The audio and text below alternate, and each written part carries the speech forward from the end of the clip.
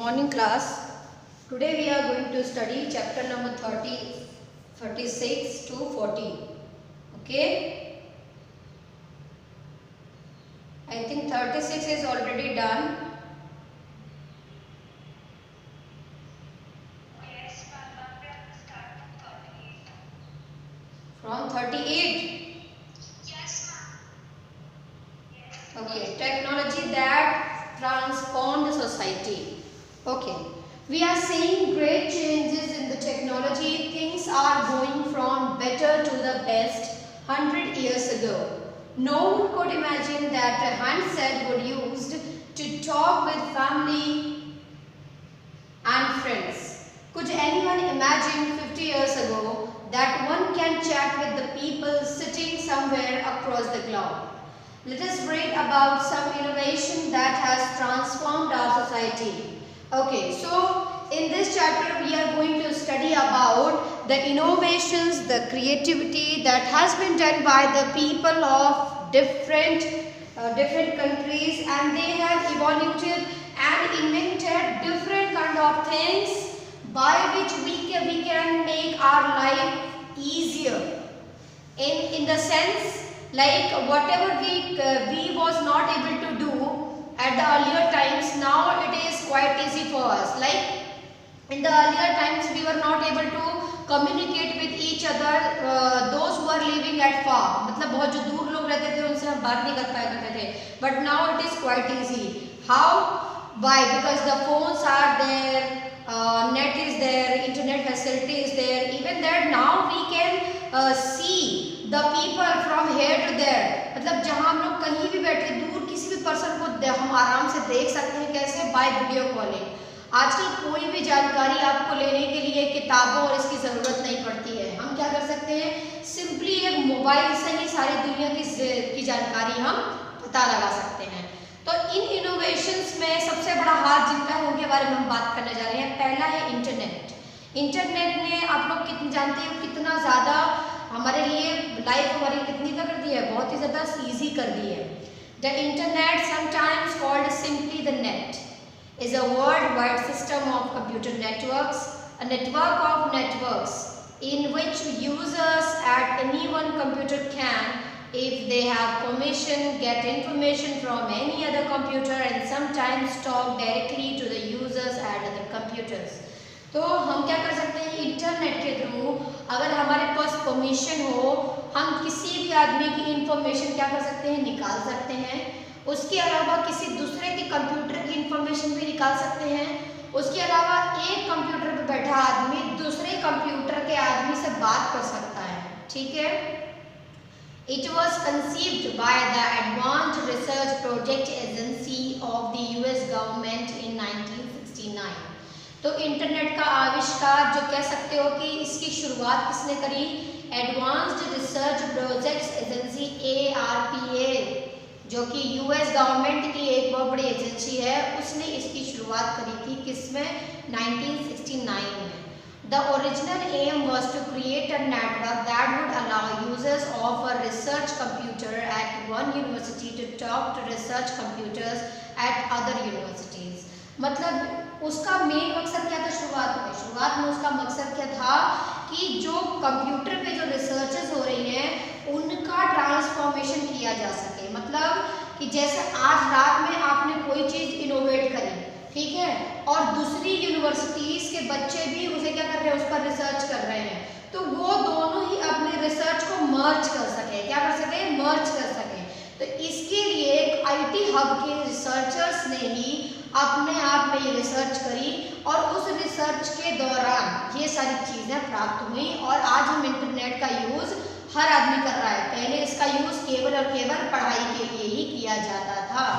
अब तो मनोरंजन से लेकर हर चीज़. इस वक्त तो इंटरनेट जैसे लोगों की जीवन का वो क्या बन गया है? संजीवनी बन गया है. क्योंकि इंटरनेट से ही हम लोग पढ़ाई कर रहे हैं, इंटरनेट से ही टीचिंग कर रहे हैं, इंटरनेट से ही एग्जाम हो रहे हैं. इंटरनेट ने हमारी लाइफ को एक तरीके से क्या कर दिया? हम इंटरनेट पे इतने ज़्यादा डिपेंडेंट हो चुके हैं कि अगर आने वाले समय में हमारे पास इंटरनेट नहीं होगा तो हम अपने आप को बिल्कुल क्या समझेंगे? अर्ली मैन समझेंगे, प्रिमिटिव समझेंगे अपने आप को. Next, PC and laptops. So how they have made our life so easy, let's see. A personal computer PC is a multi-purpose computer whose size, capabilities and price make it feasible for individual use. पहले क्या होता था बच्चों की जो computers हुआ करते थे वो लोगों के घरों में नहीं होते थे, ऑफिस में हुआ करते थे, बैंक्स में हुआ करते थे और ये सब जगहों पर होते थे जहाँ पर बहुत ज़्यादा इंस्ट्रक्शंस की वो होती थी, इंस्ट्रक्शंस की ज़रूरत होती थी, बहुत ज़्यादा पेपर वर्क होता था, तो उन जगहों पर ही कंप्यूटर का प्रयोग करा जाता था। लेकिन आईटी जगत में जब से लैपटॉप आया उसने हर आदमी के हाथों में एक लैपटॉप थमा दिया। मतलब अब गरीब से गरीब आदमी भी एक लैपटॉप अफोर्ड कर सकता है। कुछ डॉलर्स खर्च करके आप आराम से एक नया लैपटॉप ले सकते हैं। तो पीसी किस लिए होता है? इंडिविजुअल यूज के लिए होता है। किसके लिए लिखा हुआ है? इंडिविजुअल यूज के लिए लिखा हुआ है। इंडिविजुअल यूज क्या होता है? मतलब कि हर आदमी पर्सनली उसे यूज कर सके, ठीक है, individual use. Then PCs are intended to operated directly by an end user rather than by a computer expert or technician. ये इसको क्यों बनाया गया? इसको बनाया गया इसलिए ताकि हर आदमी अपने से स्वयं अपने हाथों से कंप्यूटर को क्या कर सके? ऑपरेट कर सके। नहीं तो पहले क्या होता था बच्चों, हम लोग क्या करते थे, जैसे हम लोगों को अपना कोई काम कराना, जैसे एक प्रिंट आउट निकालना होता था तो क्या करते थे हम लोग मार्केट में जाते थे, उसको बोलते थे कि इंटरनेट से हमारा मटेरियल सर्च करे, फिर वो मटेरियल सर्च करता था, वो हमसे बहुत सारे पैसे लेता था, तब हमारी एक फाइल तैयार होती थी। एम आई राइट? लेकिन वो क्या करते थे, वो लोग क्या करते थे, वो लोग अब हम लोग क्या करते हैं, इतना आसान है हमारे लिए। हम क्या करते हैं, अगर हमारे पास प्रिंटर है तब तो बहुत अच्छी बात है, अदरवाइज हम पूरी PDF फाइल ही क्या करते हैं, दूसरे को भेज देते हैं। जैसे अभी आप लोग जो एग्जाम्स दे रहे हो तो क्या कर रहे हो, PDF बना के सेंड करते हो, फिर वो हमारे पास आता है, हम उसे क्या करते हैं, करेक्ट करते हैं और उसके बाद फिर वो आप लोग को शो किया जा सकता है। I'm sorry। तो इस तरीके से क्या है, हमने क्या कर दिया, पेपर का जो यूज है उसका हमने बहुत ज्यादा क्या कर दिया है, बचा दिया है। उसका हमने बहुत ज्यादा पेपर की कोई वेस्टेज नहीं हो रहा। इससे हम क्या कर सकते हैं, किसी भी आदमी से डायरेक्टली संपर्क कर सकते हैं, ठीक है। हमें किसी कंप्यूटर एक्सपर्ट या किसी टेक्नीशियन की जरूरत नहीं पड़ती। A laptop computer sometimes called a notebook computer by manufacturers। Manufacturers कई बार इसको नोटबुक कंप्यूटर भी बोलते हैं। It is a battery and AC powered personal computer generally smaller than a briefcase।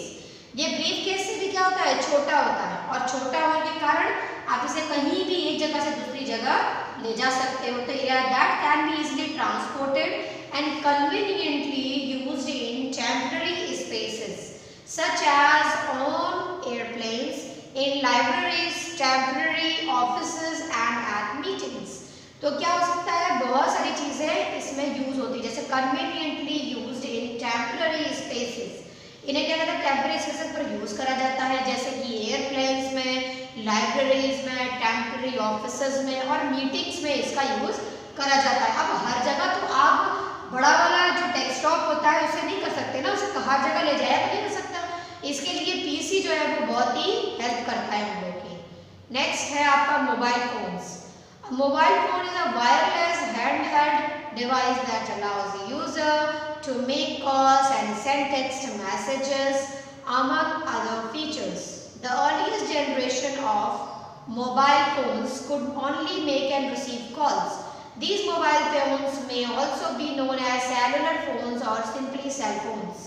Today's mobile phones, however, are packed with many additional features such as web browsers, games, cameras, video players and even navigational system। These are all smartphones।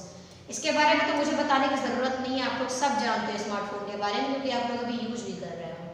Next है आपका email, short for the electronic mail. Email is preformed stored on a computer that is exchanged between two users over telecom telecommunication। More plainly, email is a message that may contain file, text, file, images and other attachments sent through a network to a specified individual or group of individuals। That first email was sent by the Ray Tomlinson in 1971. तो ये चीज आप लोग learn कर लो. The first email was sent by Ray Tomlinson in 1971. इसने हमारी life को बहुत ज़्यादा इजी कर दिया. अब आजकल क्या होता है बच्चों, पेपर वर्क जीरो हो गया. किसकी वजह से? ईमेल की वजह से. पहले क्या होता था, फाइल्स को पहुंचाने के लिए बहुत ज़्यादा इसमें काम हो जाता था. किस पर काम होता था? जो पोस्टमैन होते थे इनका बहुत काम बढ़ जाता था. लेकिन ईमेल के आने के बाद से ये काम बहुत ही क्या हो गया है, कम हो गया है. Next MRI. MRI क्या होता है? MRI is a test as used for powerful magnets, radio waves and a computer to make detailed picture of vital organs inside our body. MRI ने बच्चों लाइफ इतनी हम लोग के लिए जो मेडिकल के क्षेत्र में है उनके लिए लाइफ बहुत ही क्या कर दी है, ईजी कर दी है. कैसे? अगर हमारी बॉडी का कोई भी पार्ट है और उसमें कोई भी किसी भी तरीके की कमी है तो हम उसे बड़ी ही ईजिली वे में क्या कर सकते हैं, पता लगा सकते हैं. कैसे? MRI करके. MRI में क्या होता है, एक मशीन होती है कुछ इस तरीके की, स्कैन जैसे. उसमें बॉडी को उसके अंदर ले जाया जाता है और पूरी बॉडी के जितने भी ऑर्गन्स होते हैं उनको क्या कर जाता है, स्कैन कर लिया जाता है. और स्कैन करके उसमें जो भी कमियां होती हैं उसका पता लगाया जा सकता है. You can see in the picture also. Okay, your doctor can use this test to diagnose you or to see how well you have responded to treatment. Unlike X-rays and CT scans, and MRI does not use radiation. अब देखो, X-rays और CT scan जो थे वो हमारे शरीर के लिए ज़्यादा अच्छे नहीं होते बच्चों. क्यों? क्योंकि इसमें हम X-rays जो होती है वो हमारे शरीर के लिए क्या होती है, नुकसानदेह होती है. उसमें रेडिएशन निकलता है और रेडिएशन जानते हो ना, हमारे शरीर के लिए बहुत खराब होता है. क्यों? क्योंकि उससे कैंसर होने की पूरी संभावना होती है. ठीक है. और CT स्कैन भी ऐसा ही होता है, उसमें भी रेडियो एक्टिव वेव्स निकलती हैं. ठीक है. लेकिन MRI में ऐसा नहीं होता, वो रेडिएशन का यूज नहीं करते. And MRI help a doctor diagnose a disease और injury that can monitor how well you are going with the treatment. और देखो, CT स्कैन बार बार कराना भी नहीं चाहिए, X-रे भी बार बार कराना नहीं चाहिए. ये सब कभी कभी थोड़ा बहुत यूज करना हो तब की बात अलग होती है. अदरवाइज CT स्कैन और X-रे अच्छे होते नहीं है शरीर के लिए. उसके बाद जब MRI आया तो CT स्कैन और X-रे का क्या हो गया, बहुत ही कम यूज होने लगा. ठीक है.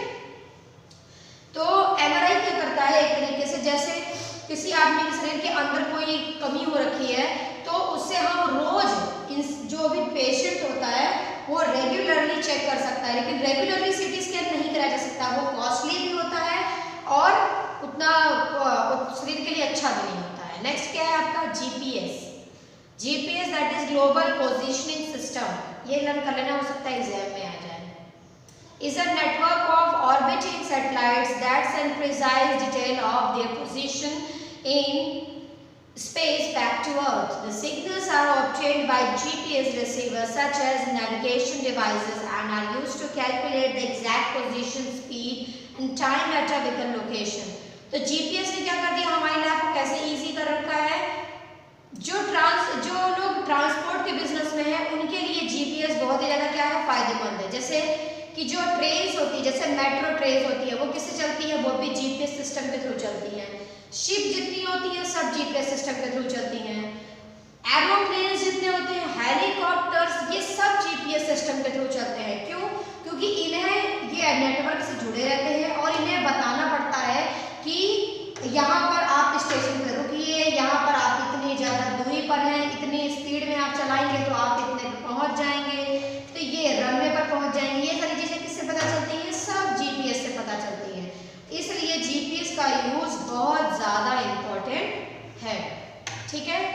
अगला है सोशल नेटवर्किंग साइट्स.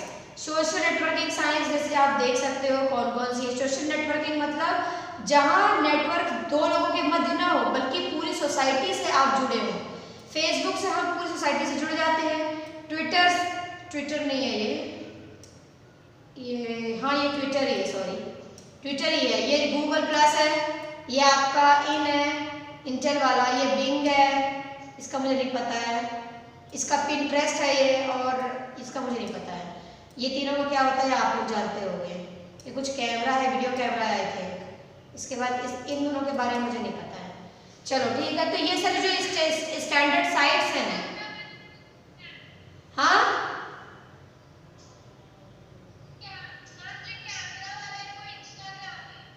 अच्छा ये इंस्टाग्राम है क्या.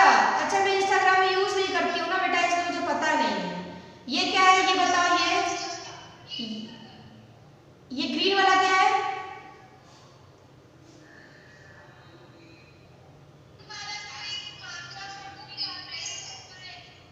अच्छा, और ये टी वाला क्या है? टी,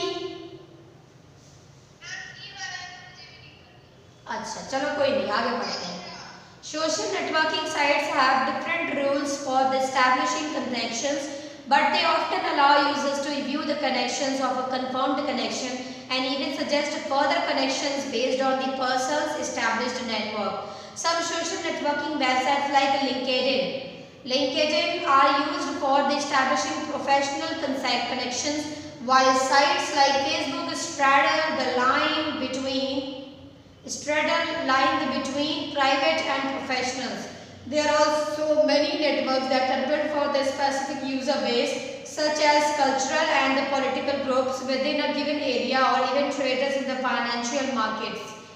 इसमें जैसे ये जो बिंग है ये बिजनेस प्रोफेशनल्स के लिए है, ये जो लिंक्डइन है ये लिंक्डइन की है, ये जो दिख रहा है आपको लिंक्डइन, तो ये इसका एम उसी का है, ठीक है।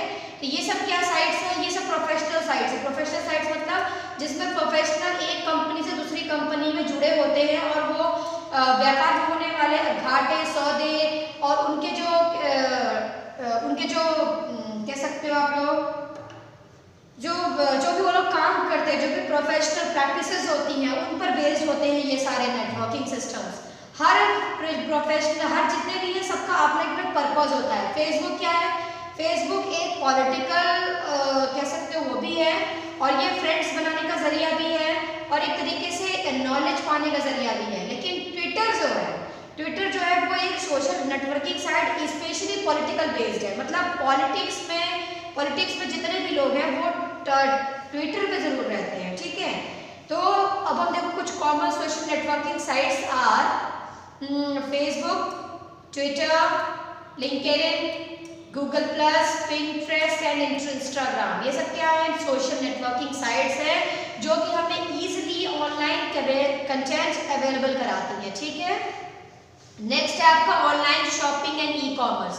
अब प्रोफेशनलिज्म में ये जो ऑनलाइन शॉपिंग है इसने एक बहुत बड़ा बूम ला दिया है। बूम कैसे?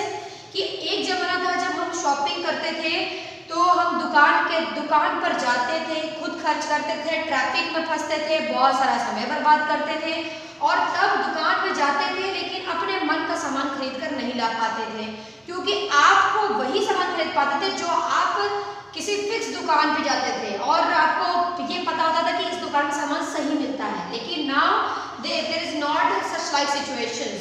Now we have many websites those who are based on e commerce like Flipkart, Amazon, Club Factory, Alibaba.com, many are there,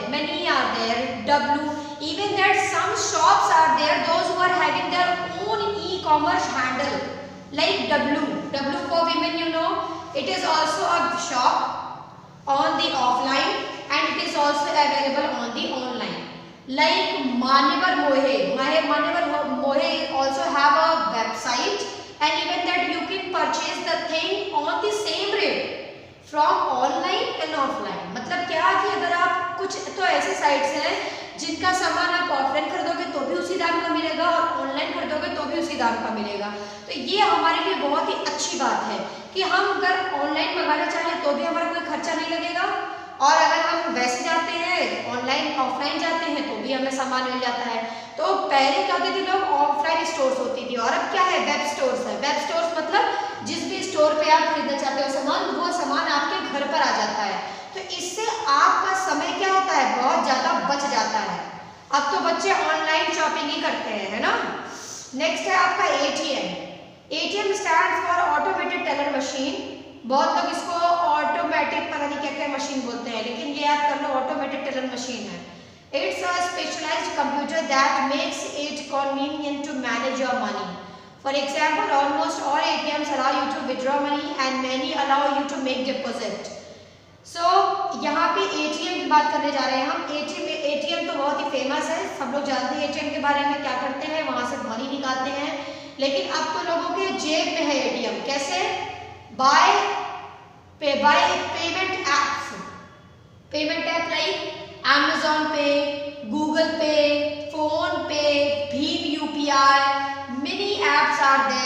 by which we can get the payback also. तो payback मतलब हम जो भी payment करते हैं we also get the cash back from that. तो इससे क्या होता है, हमारे पैसे भी बचते हैं और हम ज़्यादा से ज़्यादा पेपर को क्या कर रहे हैं, वेस्टेज होने से बचा रहे हैं. ठीक है, हमारा और मार्केट में हद से ज़्यादा लिक्विड मनी भी नहीं उतरता और डिजिटल मनी जो है वो बहुत ही क्या होता है, सेफ होता है. क्या होता है, सेफ होता है. अभी आप अपने हाथ में कैश लेकर जाओ तो 1 लाख 2 लाख रुपए अपने जेब में आपके लिए कितना अनसेफ है. लेकिन अगर आप वही चीज मोबाइल में लेकर चल रहे हो, nobody is there to take your money. और यहाँ तक कि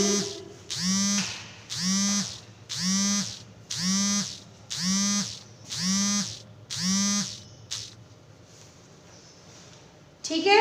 सो क्लास बहुत सारी चीज़ें ऐसी हैं जो आप आराम से यूज़ कर सकते हो. तो इस तरह से हम ATM का यूज़ करते हैं. So class for today this much only because the period is already over. In the next class we'll complete the next chapter 39 and 40. Okay, thank you everyone.